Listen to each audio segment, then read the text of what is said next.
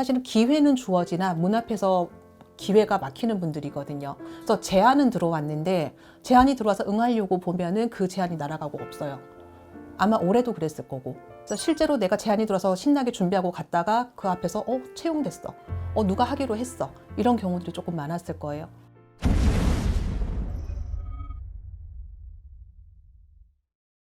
2024년도에 초를 밝혀야 되는 이유, 무속인집, 무당집 가면 초 밝히는 게 좋다라는데 왜 그 사람들한테 초 밝혀야 된다고 하고 진짜로 초를 밝혀야 되는 사람들의 특징이 뭐가 있을까요?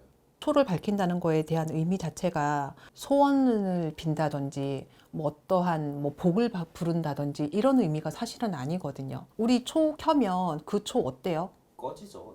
타고 내려앉아서 꺼지잖아요. 그죠? 네. 원래의 모양이 없는 거잖아요. 그쵸. 이 초 자체는 그러니까 어두운 곳에서 이 밝은 불빛을 보고 초 자체가 무너져서 나를 태워서 이게 없어지는 거기 때문에 내 전생에 현생의 업장 소멸과 내 죄업을 태워서 소멸시켜 달라는 그냥 사죄의 의미, 그런 의미로 봐야 되거든요.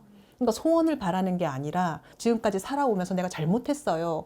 이거를 조금 없애주세요. 없앨게요. 이렇게 하면서 기원하는 의미거든요. 그러면 지금까지에 대한 내용들을 청소하는 의미인 거지 새로운 내용을 불러들이는 의미는 아니란 말이에요. 그건 2차적인 문제이거든요. 제가 그러잖아요. 이런 곳에 찾아오는 이유 자체가 잘 안 되고 힘들기 때문에 찾아오시는 거잖아요. 그럼 잘 안 되는 분들인 거잖아요. 근데 단순하게 이유가 하나인 경우들이 잘 없단 말이에요. 멀리 가면 눈에 보이지 않으면 조상 문제까지 가는 경우들이 많은데 이게 초 한 자루가 밝힌다고 해서 이게 빨리 해결이 되고 이런 의미는 아니에요. 그래서 초를 밝히는 것은 우선은 길게 가는 장기 레이스라고 우선 보셔야 되고, 그다음에 두 번째는 어떠한 새로운 문제를 불러들이기 위해서는 우선 기본적으로 제가 그랬잖아요. 청소는 기본이라고. 그래서 초는 청소를 하고 나서 새로운 것을 불러들이는 과정이라고 생각을 하시면 조금 더 빠를 것 같아요.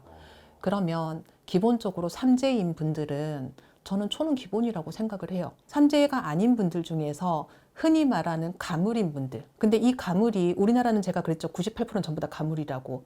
네, 그걸 다 가물이라고 하지 말고 유난히 내가 좀 꿈을 좀 잘 꾼다든지 될 듯 될 듯하게 조금 안 풀리는 분들 있죠. 시험도 문턱에서 한 문제로 떨어지고 나는 될 줄 알았는데 뭐가 떨어지는 분들. 이유 없는 근자감 말고 그런 분들.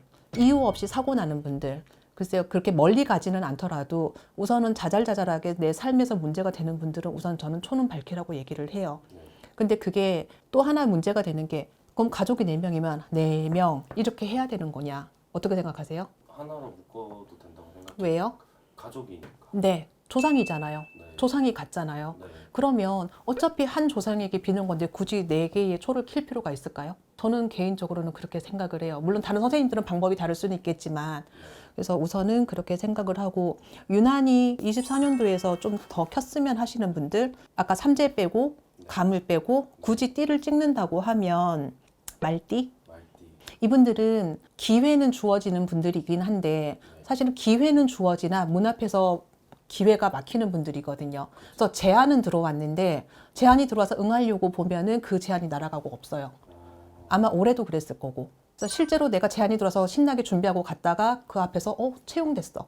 누가 하기로 했어. 이런 경우들이 조금 많았을 거예요. 그래서 말띠, 그 다음에 원숭이띠. 원숭이띠는 삼재잖아요. 그렇기도 하고요. 조금 부연 설명하고 싶은데 원숭이띠 같은 경우는 남의 일은 혼자 다 해주고 성과가 없었던 분들이에요.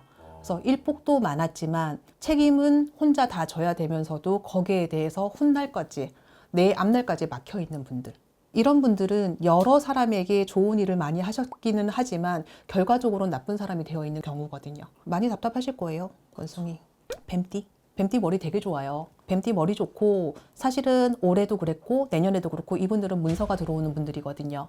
근데 제가 그랬죠. 문서가 들어올 때에는 한 번에 날아가는 운대가 같이 들어오기도 해요. 그래서 뱀띠 같은 경우는 제안이 들어오기는 하나 큰 제안이 들어와요.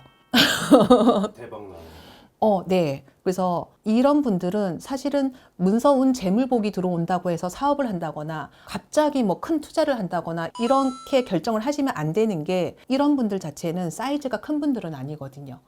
그래서 내 주제를 잘 아시겠지만 사이즈가 큰 게 들어오면은 날아간다고 생각을 하시고 내 규모에 맞게 들어오는 작은 사이즈만 득하시면 이분들은 내년에는 괜찮아요. 그래서 욕심 부리지 마라. 네. 그래서 3가지 정도. 네. 네.